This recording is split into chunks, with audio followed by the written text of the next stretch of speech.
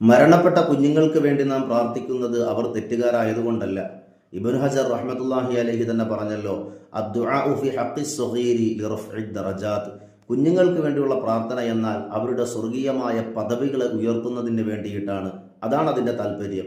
എന്നാൽ തിരുനബി സല്ലല്ലാഹു അലൈഹി വസല്ലം തങ്ങൾ ഒരു തെറ്റും ചെയ്യാത്ത ഒരു കുഞ്ഞ് മരണപ്പെട്ടപ്പോൾ ദുആ എന്നത് അല്ലാഹുമ്മ ഖിഹി അസാബൽ ഖബരി വളീഖിഹി, പടച്ചവനെ ഈ കുഞ്ഞിനെ ഖബറിൻ്റെ അസാബിനെ തൊട്ടും ഖബറിൻ്റെ ഞെരുക്കത്തിനെ തൊട്ടും ശിക്ഷയെ തൊട്ടും നീ കാക്കണ എന്നായിരുന്നല്ലോ.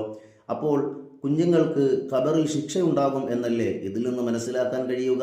ഇമാം സുയൂത്തി പറയുന്നു, ലൈസൽ മുറാദു ബി അസാബിൽ ഖബരി ഹുന അൽ ഉഖൂബത വലസ് സുആല. ഖബറിൽ ചോദ്യോത്തരമുണ്ടാകുമെന്നോ ശിക്ഷാ നടപടി ഉണ്ടാകുമെന്നോ അല്ല ഇതിൻ്റെ താല്പര്യം.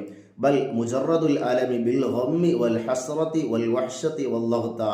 ഖബറിൻ്റെ ഏകാന്തത, ഖബറിലെ ഒറ്റപ്പെടൽ, ഖബറിലെ ആ ഒരു